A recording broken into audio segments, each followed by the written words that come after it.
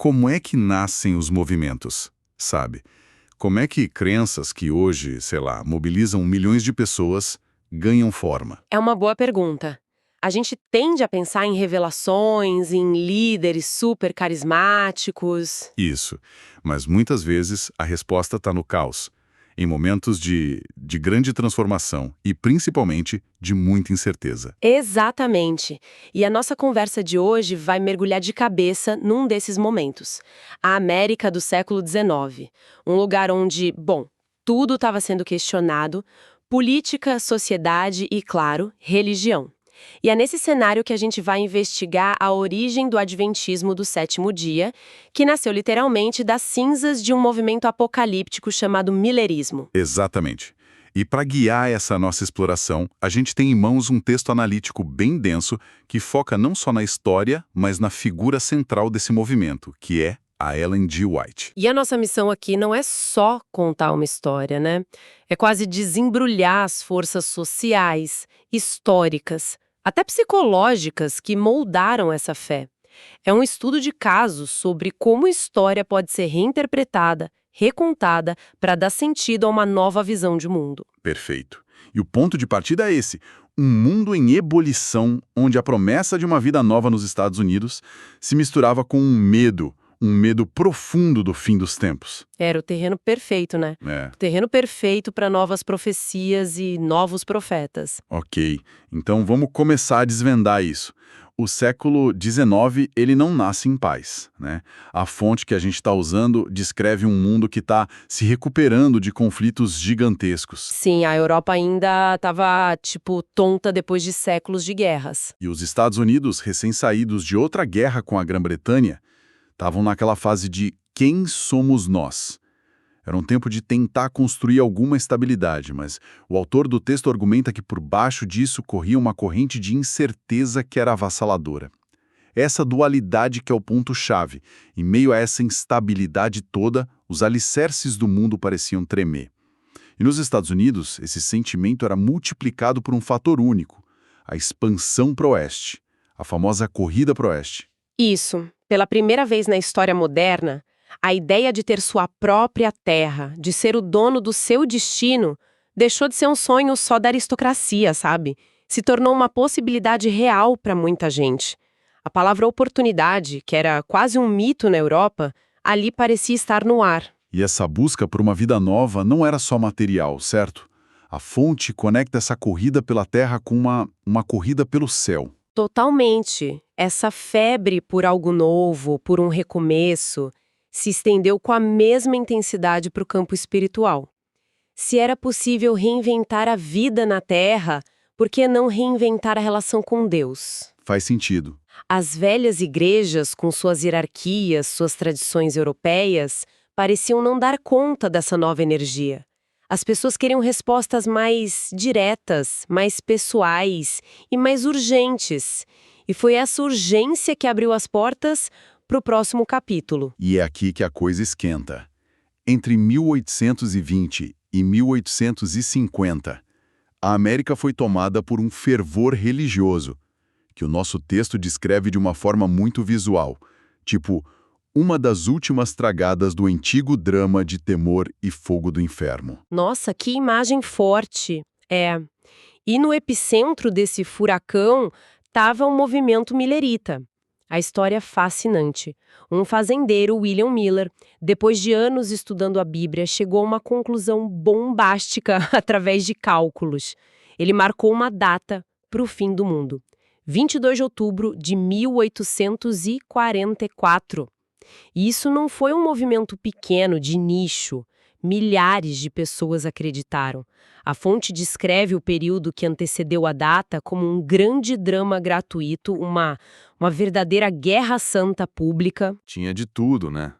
Tinha sermão inflamado, panfletos, debates acalorados. Era um espetáculo. Mas, por baixo dessa performance toda, o autor levanta uma questão central: quem vai controlar as concessões aqui e no além? Ou seja, quem ia ditar as regras da fé nesse novo mundo? Mas aí, chega o dia 22 de outubro de 1844. E nada acontece. O sol nasce no dia 23. Como é que um movimento sobrevive a uma falha tão catastrófica? A fonte detalha o que aconteceu com essas pessoas. Qual era o clima? O clima era de devastação total. O texto descreve esse evento como o grande desapontamento. E não é exagero. Imagino. As pessoas não só esperavam Jesus voltar, elas tinham se preparado para isso de forma muito concreta. Venderam fazendas, largaram empregos, abandonaram tudo. Nossa. Imagina o choque, a vergonha, o sentimento de ter sido enganado, não só pelo Miller, mas talvez pelo próprio Deus. O movimento se estilhaçou da noite para o dia. A maioria simplesmente foi para casa em silêncio e tentou reconstruir a vida. Parece o fim definitivo da história, mas não foi. Pois é. E é nesse vácuo de desespero que surge a oportunidade. Um pequeno grupo que se recusou a abandonar a fé viu uma chance de reinterpretar o que aconteceu. A fonte usa uma expressão interessante, diz que eles precisavam reembalar e vender o produto. Como assim? Eles argumentaram que Miller não errou a data, mas o evento. Jesus não teria voltado para a Terra, mas entrado num lugar especial no céu para iniciar a fase final do julgamento. Foi uma manobra teológica brilhante para salvar a profecia. Desse grupo nasceriam os adventistas. E eles pegaram duas ideias do millerismo original como base, certo? Exatamente. Pegaram duas ideias que já circulavam e as transformaram em pilares. A primeira era a guarda do sábado, o sétimo dia, como seu estandarte. Uma forma de se diferenciar de todas as outras igrejas. E a segunda? E a segunda, claro, era manter viva a promessa do segundo advento, a volta de Jesus, como sua canção de esperança. Eles tinham a doutrina, mas... Faltava algo crucial. uma liderança. Uma liderança. Uma voz que pudesse dar forma e autoridade a essa nova crença. Então, o movimento millerita desmoronou. A profecia falhou. Pela lógica, tudo deveria ter acabado ali. Mas, como a fonte argumenta, é nesse vácuo de desespero que surge a oportunidade para uma nova narrativa. A questão era quem iria contá-la. E a resposta veio de um lugar totalmente inesperado. É aqui que entra a Ellen G. White. Exatamente. O texto a descreve como a dirigente psíquica do movimento. Ela nasceu em 1827, numa família metodista e teve uma infância marcada por uma tragédia. Aos 9 anos, uma colega de escola, numa briga, jogou uma pedra que atingiu em cheio no rosto. Nossa, o acidente foi gravíssimo. A deixou em coma por semanas e com sequelas permanentes. Problemas de saúde crônicos, desmaios, tremores. E, por causa disso, a educação formal dela parou na 3ª série. Ela mal sabia escrever direito. Peraí, deixa eu ver se eu entendi. A futura profetisa de um movimento mundial era uma mulher com saúde frágil e quase sem estudo formal. Pela lógica do mundo, ela seria a pessoa menos qualificada possível para essa função. E aqui está a grande ironia, que a fonte explora muito bem. A mesma coisa que deveria desqualificá-la, a falta de estudo, a saúde frágil, se torna o superpoder dela. Como assim? O texto aponta para uma tendência histórica em movimentos de fé. Os verdadeiros crentes tendem a aceitar com mais facilidade as palavras dos simples, dos que não foram, contaminados pelo conhecimento do mundo. É a ideia do vaso puro, né? A mensagem não vem dela, mas através dela. Exatamente. O sofrimento dela, sua aparente fraqueza, virou a prova de autenticidade. Se as visões complexas e as palavras eloquentes vinham de uma mulher tão debilitada, elas não podiam ser dela. Tinham que ser de Deus. É uma estratégia de credibilidade brilhante, consciente ou não. Ela era a mais débil entre os débeis, e para os seguidores isso era o selo divino. E foi a partir daí que ela começou a ter as visões, que se tornariam a base de tudo. Visões sobre criação, pecado, o futuro. Mas é aqui que a análise da nossa fonte traz uma conexão surpreendente, quase literária. Perdido, de John Milton, escrito quase 200 anos antes. Um dos pioneiros da igreja, um ancião chamado T.N. Andrews, que era um homem culto, começou a notar semelhanças impressionantes entre as visões da Ellen White e a obra de Milton. Sério? Sim, Detalhes sobre a guerra no céu, sobre a tentação de Eva, coisas que não estavam na Bíblia, mas estavam nos dois. Espere um pouco. O pastor da igreja percebeu a semelhança e a confrontou? Isso deve ter sido um momento incrivelmente tenso. Como a fonte descreve essa cena? A fonte conta essa anedota com detalhes e é muito reveladora. O Andrews foi até ela e perguntou na lata: "Irmã White, a senhora já leu Paraíso Perdido?" E ela negou, disse que não. Disse que não. Mas a história não para aí. Dias depois, o ancião Andrews, talvez ainda um pouco desconfiado, aparece na casa dela com uma cópia do livro de presente. Imagine a cena. Ok. Ellen White está na sua mesa, concentrada, escrevendo as suas visões. Ela pega o livro que ele oferece e, segundo o relato, sem nem olhar para a capa, vira-se e o coloca sobre uma estante alta, bem fora de alcance. Que cena. É quase uma performance, né? A mensagem é clara. Sim. Minha inspiração vem de cima, não de um livro numa estante. Exatamente. A justificativa dela foi que não queria ser influenciada por nada antes de terminar de escrever o que Deus estava lhe revelando. O problema é que as semelhanças são muito específicas. O texto lista 7 pontos principais de correlação entre os dois autores sobre eventos que a Bíblia não descreve. Vamos pegar um exemplo concreto. Qual é um desses pontos que mais chama a atenção? Um dos mais fortes é a queda de Adão. Na Bíblia, a história é bem direta. Eva come o fruto, oferece a Adão e ele come. Fim. Mas tanto em Milton quanto nas visões de White, a cena ganha uma camada de drama romântico intensa. Adão vê que Eva pecou e entende que ela está perdida. E então ele toma uma decisão consciente. Ele vai pecar também. Por amor, para não perdê-la. Nossa! Ele escolhe a companhia de Eva em vez da companhia de Deus. Isso muda tudo, deixa de ser um simples ato de desobediência e vira uma tragédia de lealdade equivocada, uma escolha por paixão. É uma camada psicológica que, como você disse, não está no texto original. E tem outros. Ambos descrevem anjos leais tentando convencer os anjos rebeldes a não deixarem o céu. Ambos falam de advertências específicas dadas a Eva para que ela ficasse perto de Adão no jardim. São muitos detalhes que levantam a questão que a fonte deixa no ar. Como dois autores, com 200 anos de diferença, concordam em tantos pontos não bíblicos, se a autora mais recente diz nunca ter lido a obra do primeiro. E a história tem uma reviravolta, não é? O neto dela, anos depois, coloca mais lenha nessa fogueira. Sim, décadas depois, o Arthur Hall White, que era neto e guardião do legado dela, admitiu que sim, ela leu Paraíso Perdido. A fonte até inclui a citação dele. A grande questão que nunca foi respondida satisfatoriamente pela igreja é: quando ela leu? Antes ou depois de ter as visões? E essa dúvida permanece. Ok, mas sendo justo, qual é a defesa? A igreja não tem uma explicação para essas semelhanças? A fonte chega a apresentar o contra-argumento. É uma boa pergunta. A defesa tradicional, que não é muito aprofundada na fonte que temos, mas que existe, geralmente segue duas linhas.